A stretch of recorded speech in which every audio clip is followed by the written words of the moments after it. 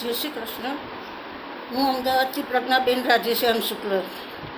મારી ચેનલ મારું મંતવ્યમાં આપનું સ્વાગત કરું છું. આજે હું એક સામાજિક વિષય લઈને આવી છું, પરિવર્તન. હવે પરિવર્તન એ જિંદગીનું મહત્ત્વનું અંગ છે અને બદલાવ જેમ જેમ આવતો રહે એમ ઘણું બધું બદલાતું રહે છે. હવે આજની યુવા પેઢી સાયન્સમાં માને છે. રોબોટિક ઓપરેશન થાય છે અને સ્પેસમાં બહુ સંશોધન થાય છે અને ચંદ્ર ઉપર માનવ જઈ આવ્યો છે અને એટલા બધા હરણફાળ ભરી છે વિજ્ઞાને અને યુવા વર્ગ બધો સાયન્સ તરફ વળ્યો છે અને ધર્મને ઓછું માને છે. એ લોકો એવું કહે છે કે ધર્મમાં ગ્રંથોમાં લખ્યું છે એ બધું કોણે જોયું, અને આ તો બધા જૂનવાણી વિચારો રાખવાવાળા લોકોની માત્ર માન્યતા છે. આવું બધું આ લોકો વિચારે છે, યુવા વર્ગ. પણ બરાબર નહીં એ, પણ હવે યંગ બ્લડ છે પોતે આગવું વિચારે છે. ત્યારબાદ બીજું પરિવર્તન આવ્યું છે કે લોકો હવે વિદેશ તરફ વળ્યા છે, ખાસ કરીને યુવા વર્ગ. કે લોકો વિદેશ પહેલાં પણ જતા હતા, પણ હવે મા બાપ પોતે પણ ઈચ્છે છે અને સંતાનો પણ ઈચ્છે છે કે વિદેશ જવું. હવે મા બાપ લોન લઈને ખર્ચ કરીને સંતાનોને વિદેશ મોકલે છે અને સ્ટુડન્ટ વિઝા ઉપર મોકલી અને ત્યાં જ ભણીને ત્યાંની જ ડિગ્રી લઈ અને ત્યાં જ સેટલ થાય એવું ઈચ્છે છે. અને સંતાનો પણ ખૂબ સંઘર્ષ કરી અને ત્યાં એક પોઝિશન મેળવે છે. ડોલરની કમાણી અને ત્યાંની સ્વચ્છતા લોકોને આકર્ષે છે. હવે ત્યારબાદ એક બદલાવ આવ્યો છે જે છેલ્લા 25-30 વર્ષથી યુવા વર્ગ ધર્મ તરફ વળ્યો છે. એ બહુ સારી વાત છે અને એનો જશ મા બાપને અને સંત મહાત્મા અને ગુરુજીને જાય છે. મા બાપે નાનપણમાં ધર્મના સંસ્કાર આપેલા હોય છે, એ સુસુપ્ત રીતે એના મનમાં તો રહેલા જ હોય છે અને પછી એવું વાતાવરણ મળે એટલે જાગૃત થાય છે. એટલે અને સંત મહાત્મા અને ધર્મગુરુ એજ્યુકેટેડ છે એટલે હવે એ લોકો યુવાનોને શું ગમે છે એવી રીતે બહુ સારી રીતે યુવાનોને ગળે ઉતરે એ રીતના પ્રવચનો આપે છે. એ કથા પણ એવી રીતે કરવામાં આવે છે કે એમાં એડવાન્સ બધી વાતો આવે એટલે યુવા વર્ગને ગમે. ત્યારબાદ હવે યુવાનોને શું જોઈએ છે એ સંત મહાત્માઓ અને ગુરુજીને ખબર છે કે આજના યુવાનને બધું વ્યવસ્થિત, ઉચ્ચ અને સુંદર જોઈએ છે. અને આજની કથા અથવા તો પ્રવચન એક ઇવેન્ટ જેવી હોય છે. ખૂબ સરસ રીતે ફૂલોની રંગોળી હોય, ડેકોરેશન કરેલું હોય, સારામાં સારું સાઉન્ડ સિસ્ટમ હોય અને જુદા જુદા ઇન્સ્ટ્રુમેન્ટની એક ટીમ પણ હોય છે જે સેવા આપવા આવે છે. અને સુંદર રાગથી મજાના સુંદર સંગીત સાથે ભજનો ગવાતા હોય તો લોકોને યુવાનોને ગમે એ સ્વાભાવિક છે. પાછા એ લોકો પ્રવચનમાં ઇંગ્લિશ સ્પીચ આપે છે એટલે લોકો વધારે આકર્ષાય છે. અને ક્યારેક ક્યારેક એસી હોલમાં પણ પ્રવચન રખાય છે.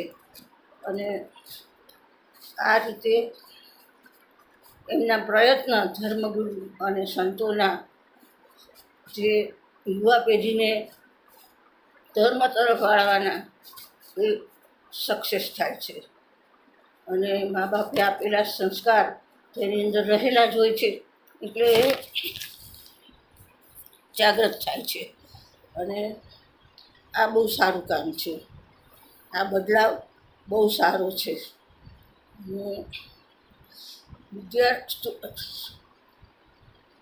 યુવા વર્ગને એવું થાય છે હવે એવી આસ્થા બેસી છે કે આપણું કાંઈ બી નુકસાન થયું હોય તો ઈશ્વર કૃપાથી વધુ છતાં ઈશ્વરે અટકાયું એવું માને છે. અને જેમ આપણા મા બાપ આપણી કાયમ રક્ષા કરે છે, આપણું સારા ખરાબ સમયમાં આપણને સાથ આપે છે, પણ ઈશ્વર પણ આપણી સાથે જ છે એવી આસ્થા યુવાનોને બેસી છે. અને અમદાવાદમાં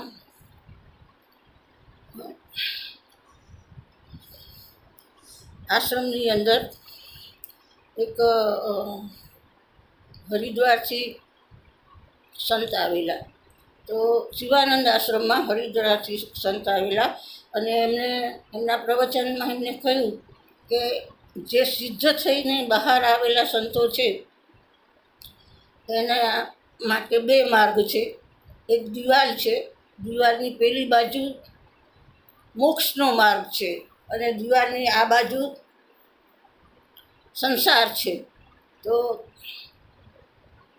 ઘણા મોક્ષના માર્ગે જાય છે અને ઘણા મોક્ષના માર્ગે જવાની બદલે સંસારમાં આવે છે.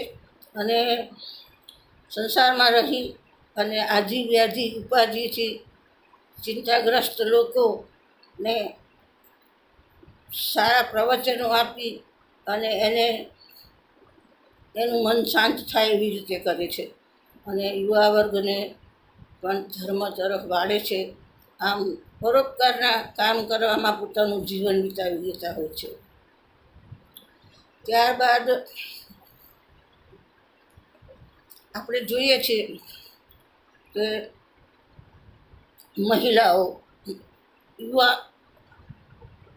છોકરીઓ કે બહુ બદલાવ આવ્યો છે એમાં કે આજકાલની કોઈ છોકરીઓને ઘરકામ કરવું ગમતું નથી અને એવું વિચારે છે કે એ તો મેડ કરે, એ તો હલકું કામ એ લોકો માને છે.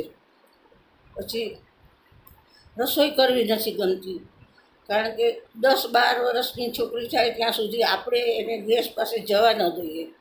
અને પછી ઉપલા ધોરણમાં આવી હોય એટલે ભણવામાં ટ્યુશનમાંથી ઊંચી ના આવે સારા પર્સન્ટેજ લાવવા માટે, એટલે રસોઈ તો એ શીખતી જ નથી. સિવાય કે કોઈને પરદેશ જવું હોય ફોરેન અને હોસ્ટેલમાં ના મળે એડમિશન તો 4-5 જણા ફ્લેટ રાખીને છોકરીઓ 4-5 અથવા છોકરાઓ 4-5 જણા ભેગા થઈને ફ્લેટમાં રહે છે. તો રસોઈ આવડવી જોઈએ એટલે એટલા પૂરતું રસોઈ શીખે છે. અને જેના મમ્મી પપ્પા 2 જોબ કરતા હોય એના તો ઘરમાં રસોઈયા બેન હોય, એટલે છોકરીઓને હવે અત્યારે રસોઈ કોઈને બનાવવી ગમતી નથી, સિવાય કે પાસ્તા, પીઝા, બર્ગર શીખે એ જ તે. હવે બીજો એક બદલાવ ક્યારનો આવેલો છે કે સ્ત્રી જ્યારે પીરિયડમાં થાય ત્યારે 4 દિવસ એને ક્યાંય અડાય નહીં, એક બાજુ બેસી રહેવાનું, કોઈ એને ખાવાનું આપે, કોઈ પાણી આપે, ચા પાણી આપે, એ બધું બીજાએ કરવાનું, એને કોઈ અડકવાનું નહીં. શાસ્ત્રની રીતે આ વાત સાચી હશે 101%. પણ પહેલાંના જમાનામાં મોટા ઘર હતા, સ્ત્રી માટે એક બેસવા ઉઠવા માટે એક રૂમ જ અલગ હતો, અને સંયુક્ત કુટુંબ હતા તો એક વ્યક્તિ એને બધું આપવા લેવાનું બધો સમય બી કાઢી શકે. એટલે એ વખતની વાત બરાબર છે, પણ હવે એ શક્ય નથી. કારણ કે નાના નાના ફ્લેટમાં રહેતા હોય, હવે આમ એક બાજુ છોકરીઓને જો એક બાજુ બેસી રહેવું હોય તો ઘરમાં ભાઈ, મોટા ભાઈ અને પપ્પા હોય તો એની શરમ આવે. તદુપરાંત જોબ કરતી સ્ત્રી હોય તો કેવી રીતે શક્ય છે?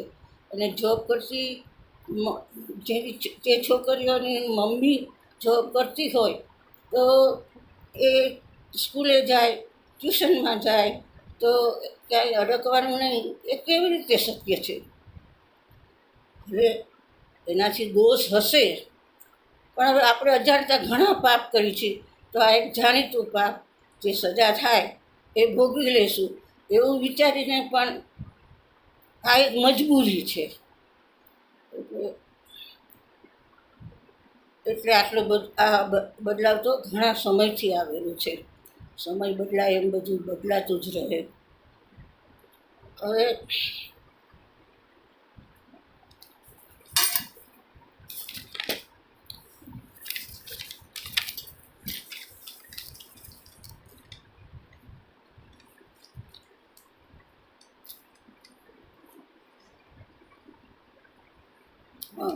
બીજો સિક્કાની બીજી બાજુ કે આપણે જોઈએ છીએ કે અમુક યુવાનો માર્ગ ભૂલી ગયા હોય છે અને ડ્રગ્સ, ડ્રિંક્સ, નાઇટ પાર્ટી એ બધામાં રચ્યા પચ્યા રહે છે. પરંતુ આ બધું જો મા બાપ થોડો પ્રયત્ન કરે તો ફેર પડવાની શક્યતા છે. જેવી રીતે નાનપણમાં થોડું ધાર્મિક વાતાવરણ આપો, કે ભાઈ કોઈ વાર તહેવાર છે કે નવરાત્રિ છે તો ભેગા બેસીને આરતી સ્તુતિ કરો. અને ક્યાંય પણ તમે જાઓ બહાર કોઈને હળવા મળવા તો એને સાથે લઈ જાઓ. અને દિવાળી બેસતું વરસ હોય તો બધા સાથે મંદિરે જઈ અને સગાવાલાને મળવા જાઓ.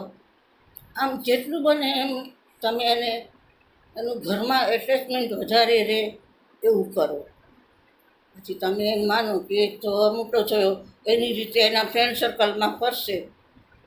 ફ્રેન્ડ સર્કલમાં ફરે એ બરાબર છે, પણ આવી રીતે ફેમિલી એટેચમેન્ટ રાખો તો ઘણો ફેર પડે.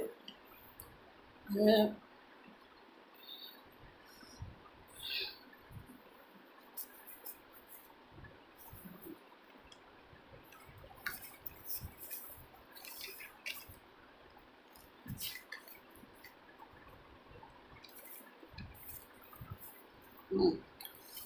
એ સિવાય આજની યુવા પેઢી